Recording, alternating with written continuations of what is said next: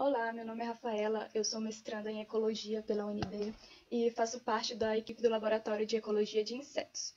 E hoje eu vou falar um pouco do nosso trabalho sobre como a conservação da vegetação nativa favorece a riqueza de abelhas em cultivo de tomate. Então, de acordo com um relatório publicado em 2019 pela BPBS, 76%, das plantas cultivadas ou silvestres utilizadas na alimentação dependem, em algum grau, da polinização realizada por animais. Então, dessa forma, o serviço de polinização é responsável pelo rendimento de 12 bilhões de dólares anuais para o nosso país. E dentro dos animais que fazem a polinização, os insetos compõem o grupo mais representativo. Então, a polinização realizada por eles pode beneficiar até mesmo aquelas plantas capazes de autopolinização, como é o caso do tomate. Então, com a visita de abelhas, por exemplo, o tomate ele pode apresentar maior peso, tamanho e número de sementes.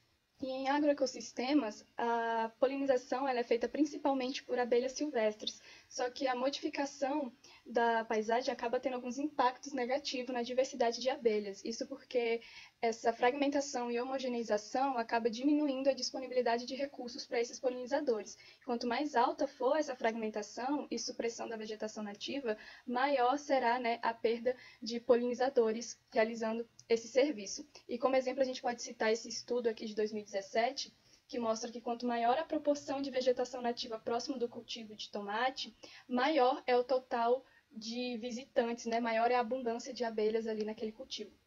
Então é importante a gente compreender essas interações entre os polinizadores e as plantas cultivadas em diferentes paisagens, porque assim a gente acaba compreendendo a relação entre esses fatores e como isso influencia a atuação desses polinizadores no cultivo. Então, portanto, o objetivo do trabalho foi entender como a composição da vegetação nativa na paisagem em diferentes escalas espaciais influencia a riqueza de abelhas em cultivos de tomate orgânico aqui no Distrito Federal. O estudo ele foi feito em 6 propriedades orgânicas aqui do Distrito Federal entre 2019 e 2020, e a coleta ativa de abelhas foi feita com auxílio de potes plásticos e apenas aquelas que pousavam na flor do tomate eram coletadas. E essa coleta foi feita entre 9 e 12 horas da manhã. E no total foram 300 minutos de esforço amostral por propriedade. E todas aquelas abelhas que foram coletadas, elas foram identificadas a nível de gênero, lá no laboratório. E a caracterização da paisagem foi feita através de duas classes, que é a porcentagem de cobertura florestal, que é a que você pode ver aqui mais verde escuro, e a porcentagem de formação campestre, que é essa verde mais claro. E as diferentes escalas foram estabelecidas através de buffers de 0,5, 1, 2 e 3 quilômetros de raio, e tomando como centro sempre o cultivo de tomate. E para avaliar o efeito da paisagem sobre a riqueza de abelhas, foi realizada uma regressão linear múltipla, onde a riqueza foi a variável resposta, e o buffer, a composição florestal e a composição campestres foram as variáveis preditoras. No total, foram coletados 680 indivíduos, distribuídos entre 9 gêneros. Entre eles, aqueles que são efetivos polinizadores do tomateiro, como Exomalopsis, Bombus e Algocloropsis. E a gente observou que a composição da paisagem influenciou, sim, a riqueza de gêneros de abelhas nas áreas produtoras de tomate. Observamos que quanto maior foi a porcentagem de cobertura florestal, maior foi a riqueza de gêneros ali no cultivo.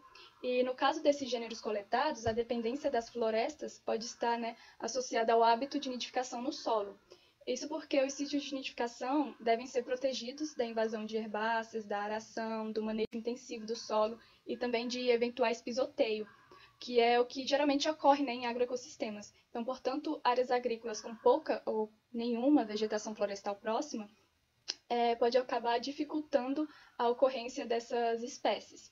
E outra explicação para esse resultado é que essas abelhas elas são generalistas e elas demandam uma alta quantidade de recurso alimentar. E a flor do tomateiro, ela só produz pólen, ela não oferece néctar. Então, dessa forma, essas abelhas acabam precisando explorar outras fontes de recurso alimentar, além daquela do cultivo.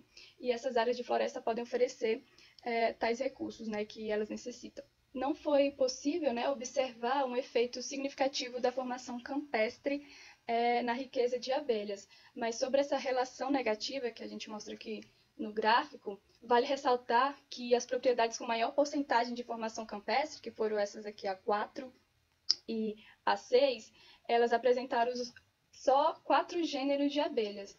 Só que isso pode ser mais explicado pelas características da propriedade em si do que pela composição da paisagem como um todo, porque essas duas propriedades elas eram propriedades muito abertas, sem barreira de vento e também com baixa diversidade floral. Então, portanto, esses fatores é que podem ter contribuído para a menor riqueza de abelhas no local. E, de forma geral, o nosso estudo ele acrescenta que, independente da escala espacial, a conservação da vegetação nativa perto e longe das propriedades pode sim beneficiar a produção agrícola por meio, da conservação dessa biodiversidade de abelhas polinizadoras. Eu agradeço às instituições parceiras e de fomento que tornaram esse projeto possível e à organização do Simbio pela oportunidade. É isso, e qualquer dúvida, vocês podem entrar em contato comigo pelo e-mail.